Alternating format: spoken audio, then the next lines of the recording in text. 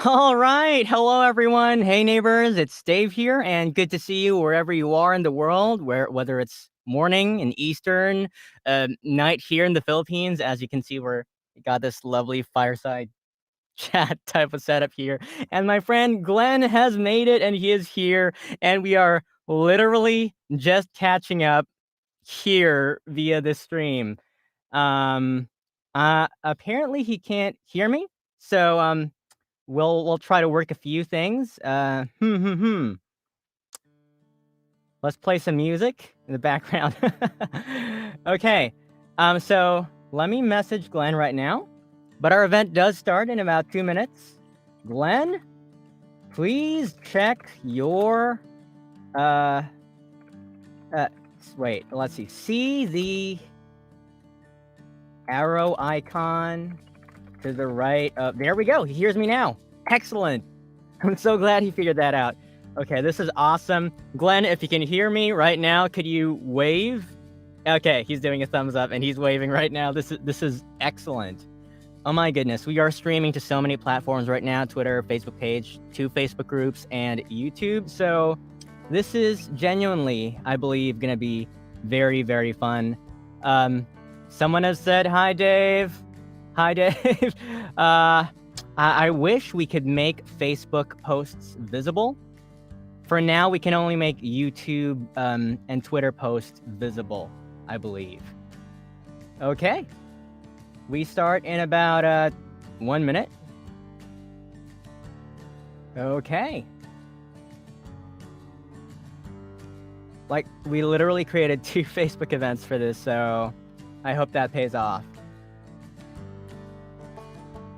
Okay.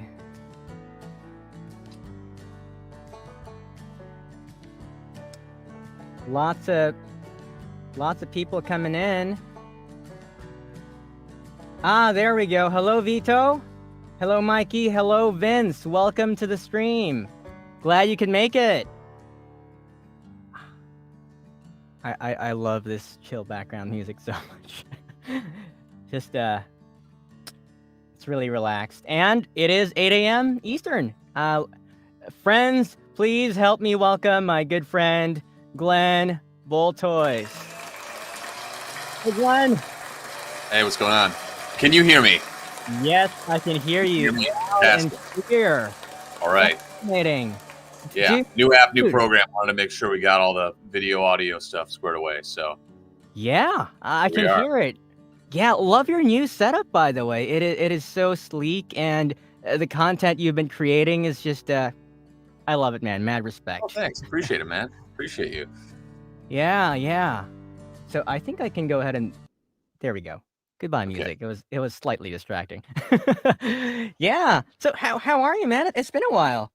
It's been a minute since you and I have properly touched base. Yeah, no, things are good. So this new place I've been at, I moved here just a little over a year ago. So it's been a new house, new place I'm renting. So much quieter neighborhood. It's been nice. Yeah, been, keeping on that VO grind. Got a couple other entrepreneurial side hustles going, and doing a lot of personal work lately as well. Like I went to a workshop in Los Angeles a couple weekends ago to some self-development stuff. So just trying to find myself, get my life squared away, and make it the best I can. That is deep. Yeah, getting to know yourself, and yeah, no, that makes sense.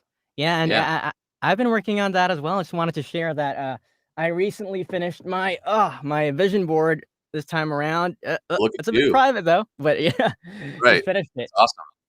Yeah. But yeah, that's fantastic, dude. Just a hi, Fran. Good to see you. Okay, welcome to the stream. No, Vince, that is not real fire. How I wish. You got real fire there and just an AC right up there. Yeah, dude. Just so how'd the workshop go? What do you find there? Oh man, I mean, we could make the entire talk about that, but that was a wild workshop where just a lot of emotional stuff came up. So I really went there to try and be vulnerable, like just question a lot of the emotions that were going on in my body, a lot of like my insecurities, negative thought patterns and stuff, and sort of identifying that, seeing where that was coming from, and getting out of my comfort zone a little bit, and just realizing, where am I? Who am I? And one of my biggest takeaways was that I spent a lot of time up in my head because I've always been a very analytical, problem solving kind of dude. And that's how I approach a lot of the world. But because of that, I've been cutting off from like the feeling part of my body, where even more than I thought that I was. So just learning how to like feel again and like open my heart and like learn how to talk from the heart and from my emotions as opposed to just trying to analytically figure out the strategically best thing to say in any given conversation and just flowing. So yeah, it was life changing. It was wild. I'm actually going back out there in about a month or so for a deeper, more in depth workshop because I got so much out of it and want to keep that work going. So yeah, I mean that could be an entire hour conversation just what was going on there, but it was good. Yeah.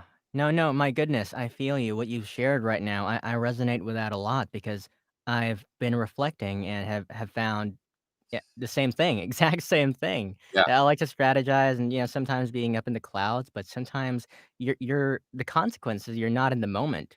yeah, Like maybe the people around you disappear and you think you're doing good for your business and this is gonna help people, but right. you know, um, you life loses flavor that way. It does. Yeah, it does, it does.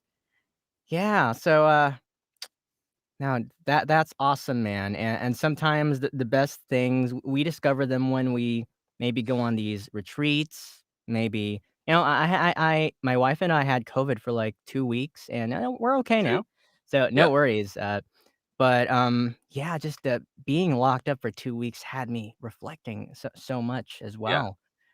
Yeah. Yeah, what are some of the things that you've experienced that caused you, to sit back and reflect, maybe aside from a workshop?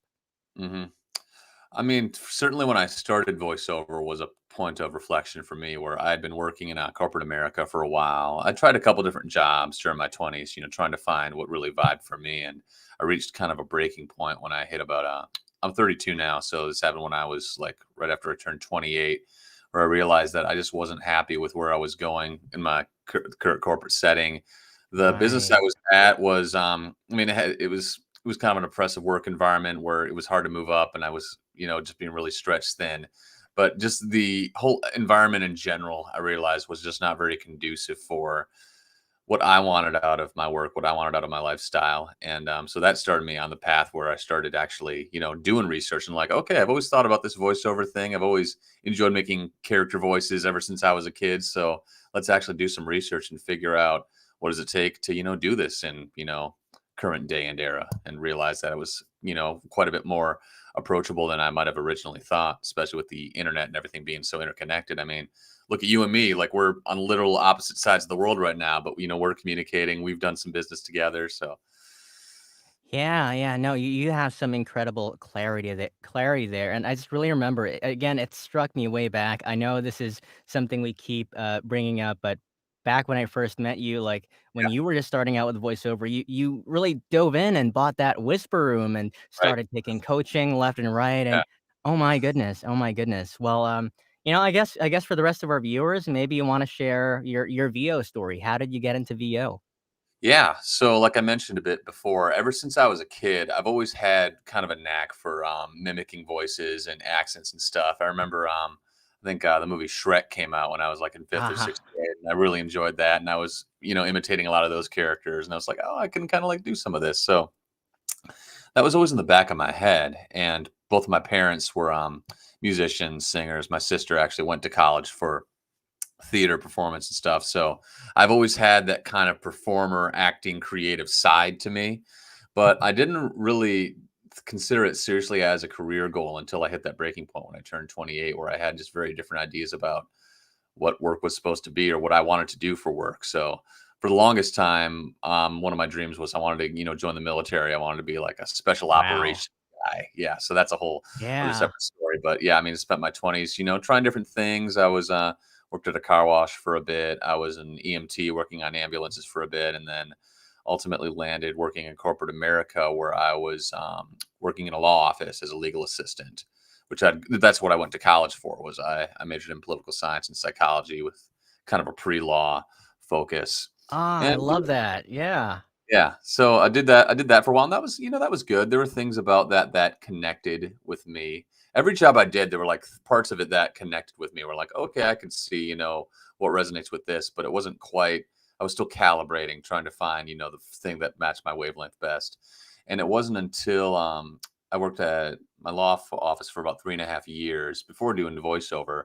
And like I said, it was around like my 28th birthday that I had one of those, moments where I had to take a step back and reflect because I realized I wasn't on a track that I wanted to be on, that maybe I wasn't being as honest with myself as I could have been, where I had this idea of the kind of person who I thought I should be or the kind of things I thought I should be achieving.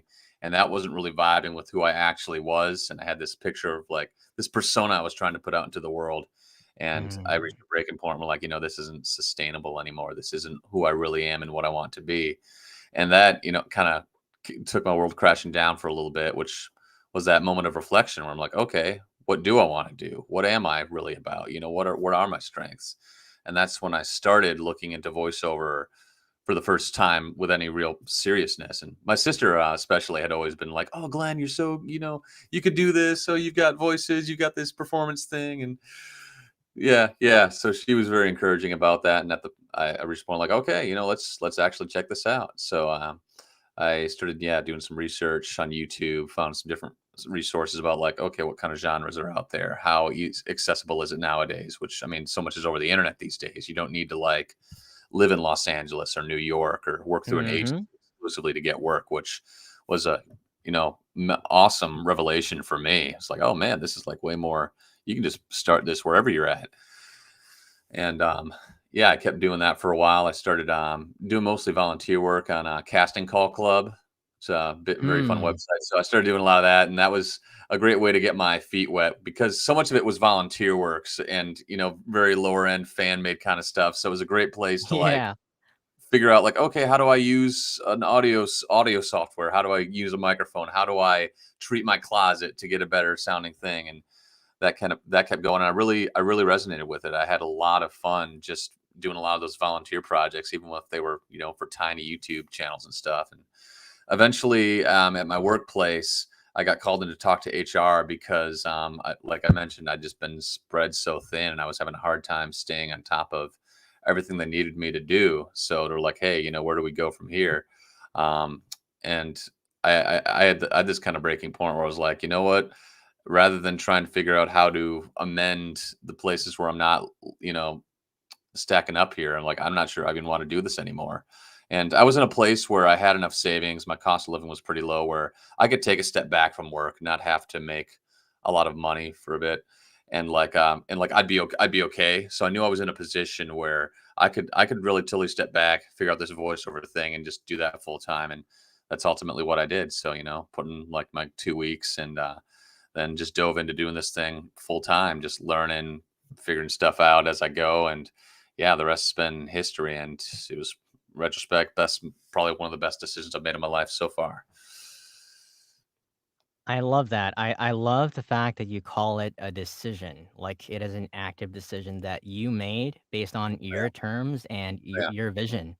Hmm. And that's one of the things that, like you mentioned, low cost of living. Oh my Yeah. goodness, I totally understand that as part of the strategy. So, oh man, Hmm. that's one of the reasons we get along so well. Right. And Um, I'm single at this time. I don't have any dependents. So I was in a place where like if I'm gonna do something radical where I'm just gonna really, go off and just start something without making a lot of money in the meantime, this is the time to do it. So yeah. No, no, that makes a lot of sense, and there you were, like, you were climbing the corporate ladder, but yeah, maybe it wasn't the right ladder for you on maybe it was a nice ladder on the wrong wall, and you just had to realign that ladder onto a different wall, and yeah, doing that takes a lot of courage because sometimes when you climb that ladder, it feels like, "Oh, man, if I look down, it might I might fall." right. But you actually took the steps down to take a step back and, muster your courage to transfer to the Yeah. right wall that made sense for you, so Right. Yeah. wow. Success is seldom linear. Whereas, we think like, okay, we've been climbing this wall, this ladder for a while. And it's like, well, goodness. I mean, I've already made this much progress up this ladder. I can see that, things might get better up here. But if I really want to ultimately get to a better place, I got to take the time to step down this ladder and find the right ladder to climb up. And that takes Yeah, some real, takes a step back, takes a little humility to like sort of it compromise what you've already does. built and then readjust. Yeah, especially if it comes with like a nice fancy title and, Sure. like Right. maybe the social influence and I Yeah. want to get rid of that, but Right. for Right. some reason it doesn't quite align as much as I'd like it to. So Yeah. just going to our audience really quickly, neighbors, if you have like any kind of self-reflection where you thought that you were gonna go full speed ahead this way, and then you pivoted and moved this way, those moments are awesome and great stories come out of those. So if you have any of those kinds of moments, please leave them in the comments down below and we'll read them later. Thank you so much. So yeah, I'm glad that you shared that, Glenn. And like again, you went all in. And yeah, there's a big difference between going 90% and 100%. And yeah, like your Twitter followers, like this guy's doing follow Friday every Friday. Like and just keeps connecting with people, and that's the other thing, you kept connecting with people, like, you were hustling for the work, but at the same time, you knew that you needed to, really get along with people and, develop deep connections, so hats off to you, man, like, literally. Literally. If I had a hat, yeah. Yeah. Headsets I'm a hat off, guy. yeah. Yeah, yeah, yeah. No, no, that is awesome. But, now that you mention these things about, like, your persona and who you are, I Yeah. wanted to ask you about how you think these come into play with your branding as a voice Mm, actor. yeah, definitely. That's an interesting question about, I mean, because personal branding with, I mean, pun intended, can be such a personal thing. And it can really be a journey of self reflection when you start really getting into trying to build a personal brand where you take a step back and you're like, okay, who am I? What are my strengths? What are my weaknesses? What am I really about? What's my story? And what makes me kind of unique in the world of, other people, particularly people doing similar stuff to what I'm doing. And so I see my windows jumping around a lot. Is that intentional? Sorry about that, I put you on the spotlight. It's your Okay. moment. No worries, no worries. I'm just getting oriented. Because yeah, I mean, everybody's got, especially in these more creative industries like you or I, where we're artists, we're performers, we have like of so much of the flavor of the stuff that we put out is somewhat tied into like who we are as individuals. Because there are plenty of people out there doing voiceover. So if something's going to make you stand out, it's because you've got a certain affect about you. You've got like a way that you look at the world, and have certain relationships you build with people. And so, I mean, definitely for me, and I mean, my YouTube channel that I've been, cultivating a little bit recently has been a good opportunity to kind of share more of my story and my perspective. And yeah, I mean, coming from, because being a guy who didn't do this initially, I have a different perspective than maybe people who went to college for, performance or, have been acting ever since they were kids and stuff. So Right, that kind of comes into play where, yeah, like I've got a different perspective in that respect where, I worked in a bunch of different jobs, corporate America for most of my 20s. So I'm coming in with a little bit more of that, like, white collar office setting experience and coming in knowing what it's like to work more conventional jobs before settling on a more creative job, as opposed to people who maybe like they were just actors through and through throughout the entire time. And also for me, coming to it now after trying a bunch of different things, I think I really appreciate being self-employed, doing voiceover now more so than I would have if that was what I had been doing all along, because I've seen what right. else is out there in the world. I've seen the jobs that didn't work for me, the things that didn't really connect. And now finding this and seeing how it checks so many more boxes than the other things that I was trying, I'm like, okay, this is really makes sense. This is really, where why God put me on this earth and where I'm supposed to be. And I lost a little bit of sense of like what the initial question was. Like how was it like how personal journey ties into branding? Yep. Yeah. Pretty much. Yeah, no, no, that makes sense, and a lot of what you've shared is profound, and I totally resonate with that, and you having experienced all of those jobs before, I know some friends who are, like, starting in their 40s, and they're like, Yeah. "Oh, man, I wish I had started VO Right. earlier," Right. and like, "No, no," I'm like, "It's the fact that you went through all those things, being a photographer first, being, a journalist and all these things beforehand, those things are part of your strategy, right?" Right. Um So I just wanna go to that note of being of having a brand and, like, being a voice actor, um, man, this is really deep stuff, philosophical way, Yeah, like, who what is being? Like, people say, "I am a voice actor."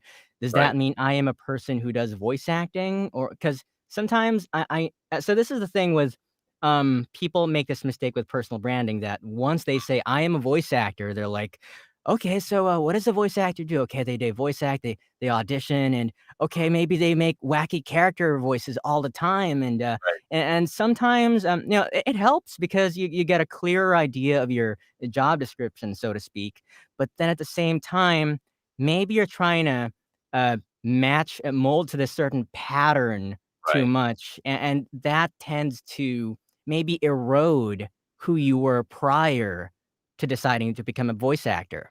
Sure. So, what did how do you deal with that? How do you deal with maintaining who you were prior to being a voice actor and eventually, all those things? Yeah. I mean, yeah, it's a great point that you make, Dave, where, sometimes I was trying to fit into this mold of like being in corporate America of, working in a law office, but then you get out of that to get into voiceover, but then you can just as easily start fitting into a mold about what you feel a voice actor is supposed to be. Like, oh, I guess I audition on these sites. I guess I market myself this way. I Right. guess I do this and that. So, yeah, I mean, one thing I would certainly say when it comes to building a personal brand is I wouldn't I wouldn't be too concerned about trying to form fit yourself into any kind of image initially, especially when you're just starting off because especially if you're just starting this journey, like you don't quite know where your strengths are. You don't know who you are. Like if you're just starting off in voiceover, like I don't know if I'm going to market myself as like the audiobook guy or the guy who does Nah. deep gravelly character voices. This is who I am. And like you don't know if that's where your true strengths are if you haven't tried everything. You don't know how the market's going to react to that. So for me, and I say this always, but especially initially, you try a bunch of different things. I mean, like I've done a little bit of everything in voiceover. I've done audiobooks, I've done phone systems, I've done explainer videos, video games, etc. And as you start to do things, you start to see like, okay, what resonates? What do I tend to be good at? What, tends to maybe Right. the kind of clients that I like to work with. And then you start organically building up what your experience is, who you are, and what that personal brand is going to be. So it is a balancing point where okay, there are obviously certain places where people go to for voice over work. I mean, there are casting Mm. sites, you can work through agencies and stuff, but it is so much broader than that, and it can be so much more free form than maybe what a lot of conventions might suggest that it's supposed to be. So and periodically, whatever path you're on, whatever route you decide to take, it's always good to take some time back, take a step back and like recalibrate and be like, okay, what's working here? What's making sense? What's maybe not vibing so much? What is really is vibing? Right. And just taking that time back to not get so caught up in the momentum of whatever you're doing that you lose sense of your feeling, your experience of the totality of the thing, and so you can always adjust. And it's a malleable thing. I mean, your personal brand, you're, I mean, we're human. There it's a cliche I've heard people say, like, we're not human beings, we're human becomings. And like we're humans, we're dynamic creatures. I mean, what is it like, every 6 years every cell in your body gets replaced, so you're like technically a new. Is that about right? It's ish. You follow what I'm Technically, saying. yeah, yeah, exactly, Yeah, like you follow what these I'm saying. So renewal and yeah. right. I mean, you're going to your personal brand is going to continue to mold as long as you're doing your thing. It's going to continue I to refine agree. and shape, and new experiences come up and whatnot. So don't be Yeah. so pressured to get locked into like one set of like, okay, this is who I am. This is what I got to do. And I will not deviate from this image that I built up for myself under any circumstance. Yeah. And that's tough because especially, if you're say a child voice actor and you say you Sure. get your roles for being a kid and suddenly you're a Right. teen and you've got a totally different vocal profile. Right. Oh my goodness, what do I do?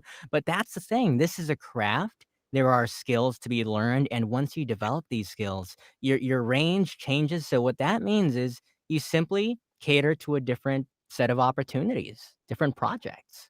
Yeah. Yeah. Absolutely, yeah, yeah. So, me personally, way back, like, I read this book by, Celia Siegel. She's a branding, guru, so to speak, in the voiceover Yeah, world, and, at that time, like, she kinda, like, required a tagline of sorts in the group, and I was like, "Okay, I fight dragons while I'm in my studio," and things like that. I'm like, "Oh, yeah, that's pretty cool," like, at this stage, but then eventually, yeah, maybe you learn something a bit more about, your family, and then all of a sudden, your personality kinda changes a bit depending on the situation. right. Your values might still be the same, but how these values are manifested might change depending on your stage in life. Sure. Yeah. 100%. Yeah, yeah, and one, like I tell a lot of people this. Some people think, "Okay, what's my niche? What's my niche?" They think they can strategize their niche early on, and, well, maybe some coaches are able to give you an idea, a general Right. idea of what your niche might be, Mhm. but ultimately, it's the market that decides, like, they vote with their wallets and say, "Hey, you, Yeah, Glenn, you are perfect for, like, a stoic philosopher role," and suddenly, you keep getting this kind of role again and again, right. and maybe for the theater scene, that's called being typecast, but here in our world, I'd say that's finding our niche, and that's a Mhm. good thing. Yeah. So, yeah. Yeah, it's organic. I mean, you have to try those things to realize what really clicks and how people are going to respond to what you're doing. Yeah, yeah, exactly. And what you mentioned earlier, I like that this is connecting. You mentioned that you like strategizing a lot. Sometimes your strategy won't. Uh, it's hard to follow through with a strategy if you don't get immediate feedback, Sure. right? Like maybe with your audience or the clients you're working with. Mhm. So yeah. By the way, are you finding anything a little bit different in your life right now? Now that you've reflected on these things,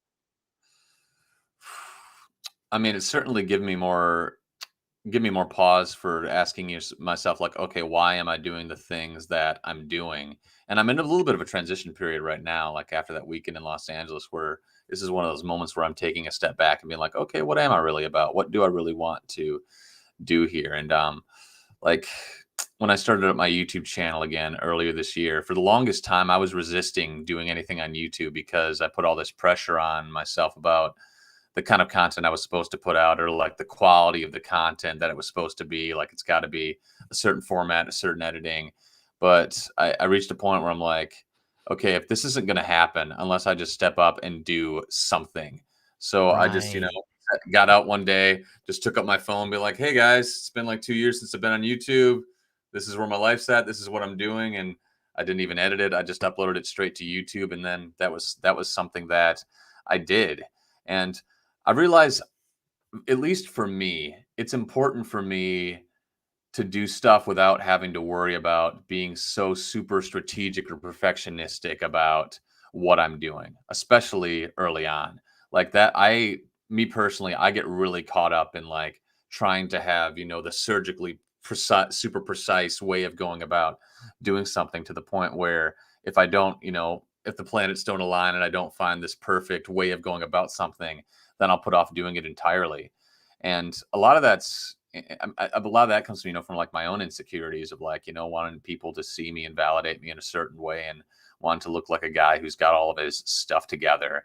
And one, I mean, that's kind of disingenuous because none of us really have our stuff together. We're always learning, we're always experimenting with new stuff. And I was, yeah, doing myself a disservice by trying to once again kind of fit into a mold that I'd built up for myself, as opposed to just experiencing things and sort of like doing what you can where you're at, and not being too critical of yourself that, I'm not putting out the production value that like, PewDiePie or Mr. Beast is, when I'm just, Right. start out. So I'm a lot more graceful with myself, trying new things that I don't totally understand yet, and just kind of seeing where it goes and improving as I move along. So not always having to have the perfect strategy before I start taking action. And that for me has been Goodness. tremendously world opening. Yeah, no, that's a wonderful, wonderful blessing because it's the first step is the hardest one to make. I once saw this image of like, stairs, but like the first step Yeah. is like the tallest one, Right. and you overcome that every time. So mad Yeah. respect to you, man. Yeah. I'm reminded of there are in a certain branding handbook that I read, like there are levels of authority in terms of how you brand yourself. Sure. There's like the adventurer, and that's someone who just kinda explores the field. Like, there's this guy who knows Yeah. some martial arts, but what he does is he basically jumps from dojo to dojo and martial art to Yeah. martial art, getting beaten up by black belts, and discovering them one martial art at a time, and so that's the adventurer, and then you have the guide. This is someone who kinda generally has an idea of how things go, and, then you have the expert who's like, "What I say is final." Right. Yeah, and some people are like, "Yeah, they're somewhere here and there," and, sometimes that changes because Yeah. I remember back in, 2020, I was seeing myself as a guide, and at that point, I thought that the only way to grow my content in the industry was to maybe lock arms with the big leagues and, the giants who stood before me and say, "Hey, maybe hey, you, could you be my affiliate?" And, I'll make a commission out of any content that you make and things like that. And then I realized something that it was this was mind blowing. When I learned that everything is figure outable, I decided, you know what? I'm 28. There's so much I can still learn in my life. I can still, pick up a new skill, and if I'm like pretty good with one more skill by the time I'm in my, like, late 30s and late 40s, that's meaningful, so Totally. yeah, so definitely some thought by the way, I saw Mm. your LinkedIn profile, and I love how you just it's so Oh, clean yeah. and clear, and you have calls to action, and tell Yeah, us you about mentioned that. yeah, you Yeah. mentioned that a little while ago. I haven't put a lot of work into my LinkedIn profile in a minute, so I was a little surprised you called that. I mean, I've done stuff since, like, I started, like, using LinkedIn, but Uh-huh. yeah, I mean, I've been talking with some other people, a couple other voice actors who've been doing well. I've been looking at their LinkedIn profiles and got some inspiration for, like, not Yeah. trying to, like, like, carbon copy what they're doing, but just get some inspiration for, okay, what kind of things can I talk about and stuff, and actually, I also bought, like, a marketing course on a website called Udemy. I don't know, I think you it's Yeah. similar to Skillshare, except you can more, like, buy individual courses as opposed to a broad Got subscription, it. and they gave a lot Yeah. of advice about, specific things to put in the about page, specific things to, Hmm. highlight and stuff, how to, like, set things up and, little taglines and tricks and stuff there, so It that was on was point. Yeah. yeah. The I haven't put a information lot is of work priceless. into it. Yeah, thanks. I haven't put a lot of work into it recently, but yeah, I wanted to put in enough work so it's like, okay, I'm at least covering some of the bases. So this is more than just I created a LinkedIn profile and let it kind of sit there. It's like, okay, let's at least put something in there to give it Yeah. a little bit of meat, and then I can course correct from there. Right, because there are so many views that you're gonna get over time. I guess sometimes, um, excuse me, the wrong assumption is sometimes we're on a platform and we're new. Like the worst assumption we could make is this is not going to work. Mm, But what if it does? right. So if you polish your profile and leave it there for weeks, Sure. months, Right. maybe it's gonna be at least one client a year. Wouldn't it be worth it? Yeah, Right? and you don't know unless you till you because some of these things take time, like, you don't know if a certain strategy or a certain, way you set up a profile is going to take off until you give it time They to actually do. marinate in the marketplace. It takes time. It absolutely takes time. So I'm curious. So given that you have your profile and all these things, and you've been learning a lot, what is your current main strategy for getting more voiceover work? Mm, that's a good question. So a lot of it right now is I've got a number of recurring clients who I work with Right. who, give me a fair bit of work, which that's another thing that just takes time, and finding clients who have recurring work who like particularly clients who work with other clients oftentimes. So like they're production houses, like they're the guys who put the Right. videos together, they put the translation services together for other people where they need voice actors on a recurring basis. If you Mm-hmm. can get on some of those people's rosters, get connected with them and they like working with you, they're happy with your work, then those are the kind of people that are going to keep reaching out to you for for more work. And then I used to become a go-to guy. So I've got a fair bit of just passive, what would you say, like passive marketing, or just, established Yeah. relationships where people sort of come to me for that. So Yeah. that's cool. And then you cultivate those relationships, keep those people happy. So that's been big. And there are platforms where you can set up a profile, set up your gigs, and set up your demos and stuff in places where people can see you and they'll come to you with potential work. So Right. that's cool.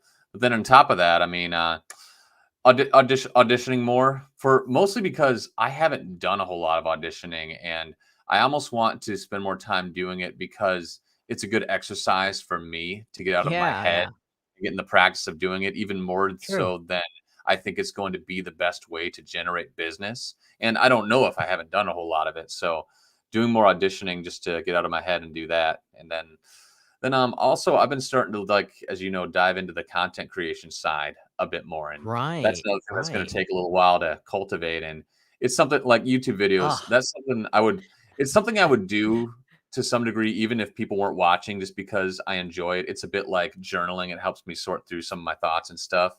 But that's been yeah, putting out content and, telling your story and providing value to people is another way to just sort of put yourself out there in the world. And, been established, like, this is me, like, these are my thoughts, this is how I think, this is how I speak, and people can see right. that when they're, reading your stuff, watching your stuff.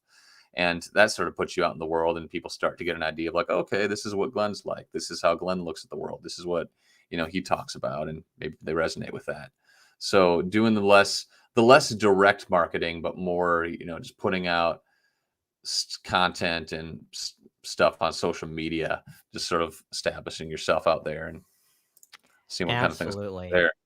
Yeah. Yeah, yeah. It's I wild totally. how, like, people will just come at you from out of left field for, like, there was a YouTube video I did a while ago, like years ago, where I did, like, an impression of Ewan McGregor's Obi-Wan Kenobi. And Oh, then I think I had a link to, like, in the video, there's a link to, like, my YouTube or my Twitter or something.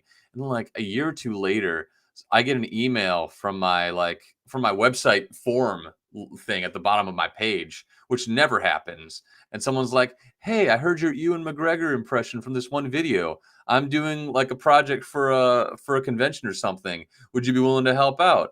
I was like, "Yeah, absolutely." So you never know what you put out there is going to turn into a potential, like, work lead. yeah. No, no. You I like, if somebody completely. sees a video you did like 3 years ago, like, "Oh, hey, I really like this character. Could you do something like Oh, that I'm doing?" yeah, It's like, "Oh, yeah, yeah. I almost forgot about that project, but yeah, sure, man. Let's work." It's so true, it's so true, and sometimes you'd be surprised that it's, like, on YouTube, like, some of my most underproduced videos, but most solution-oriented were the ones that Yeah, blew up the most, and I'm like, yeah, "Oh, man, why'd I even get a fancy camera if I'd get the same views using that tech?" You know? So, right, no right. no, really, no, like, I was okay, so really content is king. And here's a pretty cool thing as well, like, this tends to be the thing that when we're voice actors, like, immediately, there are 2 types of content that come to mind, either, like, training, voice acting tips, or, like, funny character voices, and there are Right. just so many channels surrounding those, niches right now, but the amazing thing, I saw this guy, Stefan Johnson, is, like, my goodness, that guy is, like, 65K subs now, I think, and Okay. his channel is about food, but he's primarily a voice actor. Hmm. So he found a topic that he was very passionate about, started talking about Sure. food and like all these videos, but his primary thing is voiceover. So I guess he talks about food, but he showcases his VO in those, the YouTube shorts, those Yeah. vertical format videos. Uh-huh. Yeah. So Wow. What do you think? that's something I would like to try at some point. Like just find some other topic to Yeah. cover. Yeah, yeah. Yeah. Oh Yeah. man. So I'm curious, like, what are some of your I saw that you in your IMDb that you had this new amazing project. You want to talk about that? Which one? Is it the one you Oh, mentioned?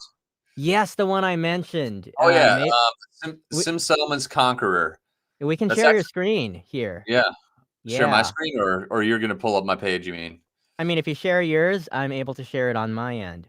What do you want me to pull up on my screen? Whichever, maybe the IMDb, or, Okay, I can the do that. project, yeah? Yeah. Just so Some, people have an idea. yeah, so, funny thing you mentioned that, like, that's actually I've been doing that project for a while, like, I Wow. started that back in, like, 29 late 2018, early 2019, so Oh, that's been an ongoing thing, so, um ongoing. Ah, yeah, yes. so Sim Settlements, it's, interesting project. So it's a non, profit project. It's actually it's a video game Hmm. mod for Fallout 4, right? So like video game Awesome. like mods are Yeah. like fan made content for existing games. So you got the game and then other people come in and they add like, oh, let's add some new weapons or some new areas or some new stories or characters or whatnot. So Sim Settlements actually, their big claim to fame is that there's a in Fallout 4, there's a whole like settlement building mechanic where you can kind of like build these towns and you can collect resources and make different kind of structures and stuff. And Sim Settlements, it's a play off of the name Sim City, where I think it like auto creates these towns so you don't have to manually do it as much. And they're like Hmm. more expansive and stuff. So you like get these settlements rather than having to like with Minecraft, like, build stuff individually block by block. You can have it just sort of auto generate and it's this like metropolis area. So that was sort of that was how some settlements got their name in the door. And it became really popular where it's like its own category of mods. And then eventually they Wow. started getting into more like story driven kind of stuff. So having the game changing mechanics, but then also tying that into a quest line. And so that's where Sim Settlements Conquerors came along. And this one was a bit of a different one where it was like a different playthrough of the main story, where as opposed to playing like the classic hero character, you actually become like an anti-hero. You work out like there's Hmm. these class of bandits all over the world called raiders, and you become a raider. And you become Raiders. like a head of raider, and you become like the head of raiders, and you start like expanding your raider gang. And rather than like liberating settlements or finding new settlements, you're like taking your gang to take over settlements. And my character is a character called Jammer, who's he's like he's the catalyst for the point of contact for the player to understand the mechanics of how this works. And he's sort of like your first lieutenant as you're becoming this raider general, building your like criminal empire as you go about the world and stuff. And then it originally started not being that story driven. Like my character was just like a Wow. conduit for the character. But then like our writer, we had such an amazing team putting that together that they started like coming up with a backstory for my character. And then you get like this motley crew of other characters who join your little like raider posse. So you get all these other like lieutenants who join you, and they're all these different characters. You kind of like putting your Ocean's 11 team together. And Oh, so man. thing, and you go into my Yeah. backstory, and it's like, oh, he's got like there's like this guy, he had a bad run in with him, and now he's running around, so we got to like take that dude out to fulfill his story and stuff. And yeah, that's been what like I said, it was all volunteer, but like one of the best projects I've ever worked for. One of like the most fun I've ever had, one of the most fun characters I've ever played, and just a super awesome team of people who, because it's nonprofit, everyone there is doing it because they just love what they're doing. Wow. So we got awesome voice actors, got a great casting director, we've got great audio engineers, great story writers, great coders who just love what they're doing, and it's just this huge labor of love. So Ah, that is amazing. Oh man, it's these kinds of yeah labors of love that are so mind blowing. All these yeah, people who are committing to it because of the vision and mm, the passion and I can see that with the way you're telling your story. yeah, yeah, Oh getting man, no, that's getting good. fired up. Really in tune with that pathos of yours that you mentioned. Yeah. Yeah. So That's what keeps me that's going with voiceover. Like, I mean, as much as I'd like to be yeah. like, make good money or be in a Pixar film or something, like the small Mhm. project people who are doing it because they're creators and this is just what they love to do. Like Oh that yeah. keeps me going. I love working with those kind of people who are just love the work for the work's sake. Yeah, passion is contagious, Yeah. and that is one of the things that I've been reflecting on as of late again. Like Yeah. just doing things for the sake of getting them done. At some point, maybe because of certain um chapters in my life, I had to focus on the output so much. Sure, But now sure. it's like if you keep doing that, it really does burn you out. Like, oh man, like I'm gonna put this project off even though the deadline is like, pretty close. And I realized I had a choice. I had a choice. So why was I procrastinating on that project? It was because I had this presupposition that I'm not gonna enjoy it when I'm in the booth. And Mm, then I realized this is one of the things I keep reminding myself that, we don't have to do things, we get to do things, like, especially voice acting. yeah, Right, and, like, I keep looking back to my situation as well that I I used to be, like, in a wooden box, and there was no AC or any kind of right, ventilation in right. there and sweating bullets and, like, Yeah, now I been there. have fire. Yeah, Yeah, like no, no, so, yeah, it's like, oh, man, like, at some point, I was really praying for this project, and now I'm complaining about it? That doesn't make sense, right, right? So, we don't have to do it, we get to do it. right. Yeah. So this is we're really, really blessed to be, doing this kind of work that we do, Glenn. Amen, man. Yeah, and I have Even on the had days the even on the days doesn't feel like it, like, taking a step back, like, I get to do this. I get to work for myself. I get to show up in a t-shirt and shorts and, work on projects for people all over the world. there you go, there you Even if I go. don't feel like it someday, like, it is still a blessing. It's still yeah, Exactly. something to be grateful Exactly. for. Alright, well, you know what? I wonder if anyone in, the audience has any questions regarding personal branding, you know? Sure. So for our viewers, do you have any questions maybe about voice acting in general? We can throw them and, maybe Glenn and I can chat about that, like, what's your opinion on this? And, we'll consider, yeah, if it isn't, Sure. too controversial or whatever. Right. Yeah, that would be pretty cool. Yeah. You know, There's a lot to I just talk yeah? I would say there's a lot to talk about with personal branding, and as has been preparing for this conversation, like, I can get philosophical pretty quick about it because you start asking some real questions about yourself, like, okay, who am I? What do I want my thing to be about? What do I want my legacy to be? What are my real strengths and passions and beliefs? Yeah. No, it's true. It's true. And I took this branding course way back as well. I think it was the one I shared with you. Yeah, it is. And Yeah.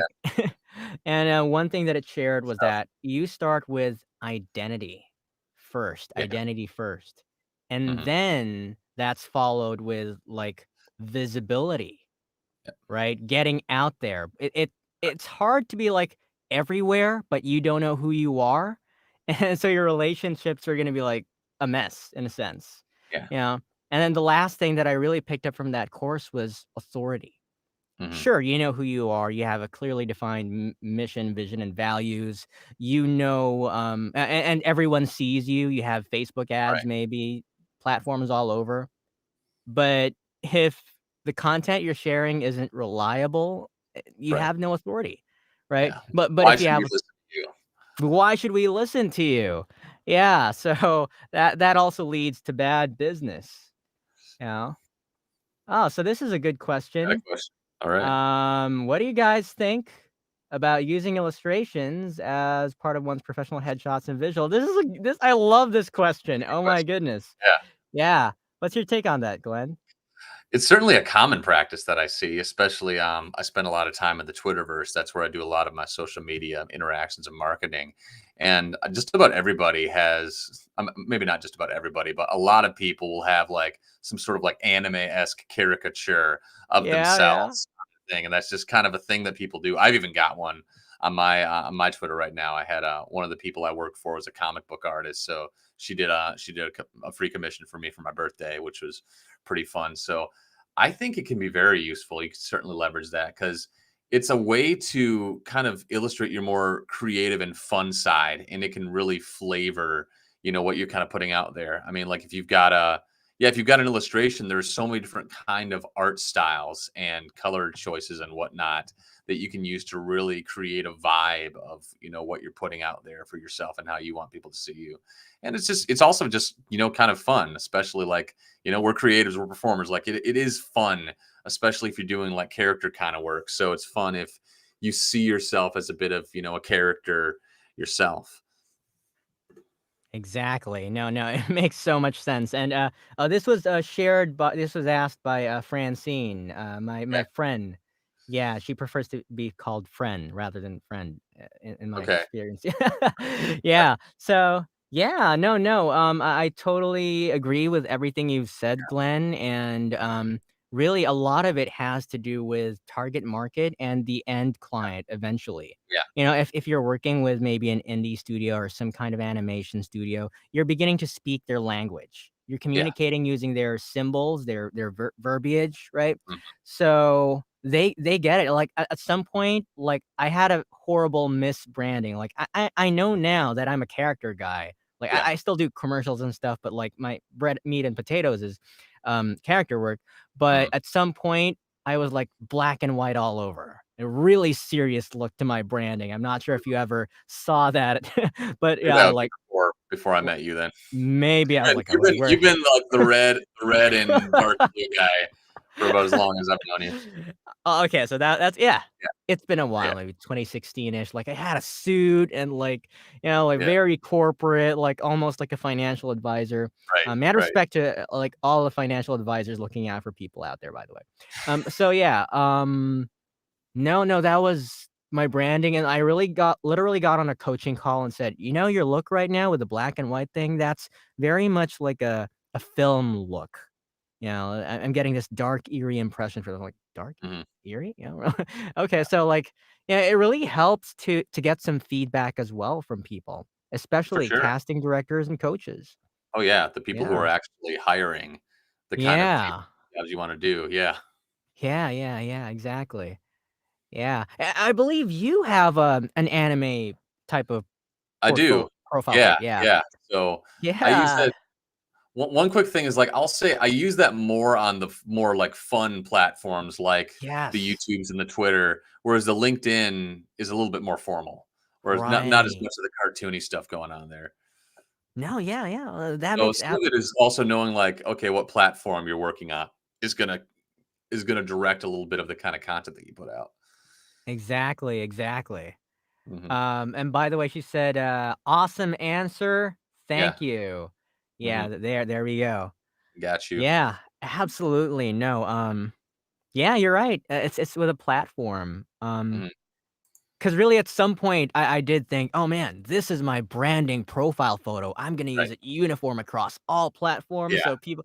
Yeah, but at the same time, I'm not sure if you've seen any of these, like, YouTube channels where, like, people are like their thumbnails are basically they have this one business photo they took at that one time, Right. and they put it on all their thumbnails, and they just Right. replace the Right. background and the text, and I'm like, Right. yeah, isn't this the same thumbnail as the last one? Yeah. So, Which to be fair, better than nothing. Like, if you don't yes, if I'd say it's better to yes, have a yes. professional, clean picture of yourself, even if it's not the most, like, niche-oriented thing, than just, I don't know, take out a picture of yourself and, like, on the camera or something. Like, I would rather start out with a clean, formal picture than, not have Yes. anything to go with. Like, at least that's something like, okay, he can work, he can clean up, he takes himself seriously. That's at least something to work up from as you're Yeah, building a no, career. no. I love that you mentioned that, Glenn, and thank you for mentioning that, Yeah, making this industry so much more accessible. yeah. Sometimes people think you gotta start perfect, you gotta start with a perfect headshot and No, all these no. things. Well, that's my trap, man. That's where I'm always I've gotta dot all my I's and cross my I gotta be, just have all these things in place before I can even, take off for the races. And it's like, no, not really. At Yeah. least not for me, like, because I get stuck there so much. It's like, just Yeah. start talking to the world, start putting stuff out there, start auditioning for stuff, and don't worry too much about having everything super squared away or figured out. 'Cause Nah, you're never gonna nah. have everything completely figured out. Even the best people in the world, the Elon Musks and the Jeff Bezoses are still learning things and, orienting their process, so Yeah, exactly. Oh man, no, I resonate with that a lot. And like a lot of the content that I share right now on social is just quite honestly, this is part of the just do it kind of content. Yeah. And I know truly that, like if you create a story and you have more visual imagery and you take the time and all these things, Right. I'm still getting there, personally Yeah. speaking. Because you mentioned earlier, like, putting on the creator hat, it's an entirely different thing Yeah. from voice act I mean, they're related fields in a sense, like, there are some overlaps, but it's completely different to, just, wake up, getting an email, and having a set deadline from your client, and Oh, you yeah. have to do it, versus you gotta self-motivate and say, "Oh, man, I gotta create content and pump it out," and Right. do I feel like it? All these things. What's my workflow today? Will this consider SEO? Is this what my clients and my audience wants to Right. hear and Right. things like that, right? It's just so I totally respect you really for your consistency. Um I've been trapped like in this whole overthinking kind of thing, but on the YouTube end, but with the social content thing, that's been like where I've been doing the just do it kind of thing. Yeah. But like I know at some point I'm gonna begin to pivot as I get more of the creator workflow and Yeah. maybe identity inside and as my team expands. Mhm. Which reminds me that most people think that when they see these big people with personal brands, they immediately think, "Oh, man, they must be working really hard," and that's another thing that I that I keep get everyone says, "Dave, you work so hard." I'm like, "May really?" Yeah, I mean, I think I'm pretty average, honestly, but the truth is these people, they have teams. Yeah. These, like, one-man armies, they have teams of 5 maybe or 16, Oh, yeah. creating and duplicating that content for them. Mhm. Yeah. You look at any of the big YouTubers out there, I mean, especially by that point, they've got teams of writers, video editors, people helping them put stuff together. Even some of the smaller channels have got Yeah. at least, like, 1 or 2 people helping them just put stuff out there and curating content and whatnot. Yeah, exactly, and sometimes it starts with maybe a friend or a family member, in my case, I'm so grateful that, my goodness, my wife really took a leap of faith and left the Mm, academe she's got a master's in some kind of, and left the academe to help me with YouTube and everything. And, oh, like, wow. she spends so much of her time, working on my editing my videos, and I'm just grateful that, you know, I can just make stuff and she takes care of the rest, and I'm like, Right. I'm not capitalizing that enough. I have Yeah. to. So I'm like, she literally left her past life to pursue this, and, I'm not giving her enough stuff to work with, so I really, really gotta get into a routine. So, just picking up on that concept, what helps you get into a routine? And what's your YouTube routine like? Oh, man, we're going into YouTube as a topic Oh, now. man. So, I mean, I've been inactive on YouTube for, like, the last 2 weeks, so I've fallen off a little bit lately just as, I've been good about putting out a video at, like, pretty much every Monday or Tuesday, once a month or once a week since, like, the start of the year. And then I've just had some life craziness and stuff going on where I just didn't take the time to do it. And I didn't want to put the pressure on myself, like, oh, I have to, because it's still something I mostly do for fun. Or I didn't want to feel the pressure of, putting stuff out there to, just for the sake of doing it when I had so many other things going on in my life where I wanted to chill out a little bit more and spend energy elsewhere. But I mean, consistency. Right. Yeah, consistency starts with. I mean, it starts with just the basic stuff, like having a morning routine, and like when I wake up, first thing I want to make my bed, and then to make first thing, wake up, make my bed, Wow. brush my teeth, take a shower. Like it literally starts with stuff that's that basic and straightforward. And I don't do that every day. Some days I'll crawl out of bed, and especially because, like my bedroom's right over there, like I just walk over, start checking my phone, seeing if, I got messages, emails from clients and stuff before I even get myself calibrated and ready to take on the day. But yeah, I mean, it starts Right. with, once again, you start where you're at. I mean, we're creatures of habit. People like to have systems and rhythms in place. And sometimes the rhythm your body is and mind is used to is not one where it could be the most advantageous to, your lifestyle or what you're doing for work. but you're just honest with yourself and you just start putting systems in place. And Systems, that's the key word, yeah, really. yeah. So, Yeah. I mean, it starts off really basic. Like you don't have to do like, wake up at 5:30 in the morning. This is sorry, just saw a little banner. Oh, leave your questions in the comments. Yeah, I should have done this Yeah, a long time ago. yeah. So you don't have to start off like waking up at 5:30 every morning to take a cold shower, work out in the gym for an hour, and then, do like Kundalini yoga for an hour and, align yourself with the Yeah. spirit of the universe. Just start.